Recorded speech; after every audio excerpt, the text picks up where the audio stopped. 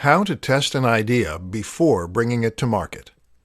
One of the worst things you can possibly do as an entrepreneur or any business person is to invest a huge amount of time and money into an idea that doesn't have an audience. If you spend thousands of dollars or countless hours developing a product that no one buys, then of course it is going to be money down the drain. And of course that may sound obvious, but it is an unfortunate reality that happens far more frequently than you might think.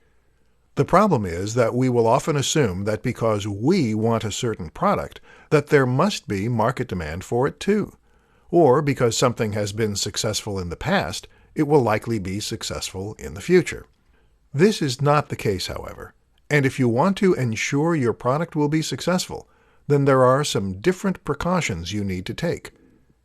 In this presentation, we'll learn what those are. 1. Validation. In business terms, we call what we just described validation. The aim is to validate an idea for a product or business, and then test if it really has appeal. One way of doing this is to try selling the product or service before it's finished.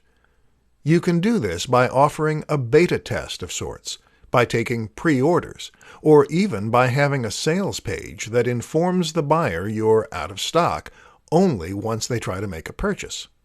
This is important because very often people will say they're interested in an idea, but they're not necessarily willing to pay for it.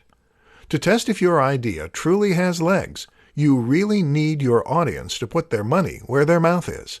Then you can calculate how much money you would have made and whether or not that would have been enough to make the work worthwhile. 2. Fail fast. A similar approach is to invest as little time and money into an idea as possible, but still release the product or service. This way, you can then start selling it as quickly as possible and testing to see if there's an audience there. If the product sells as is, called an MVP or minimally viable product, then you can invest more time in developing it and marketing it.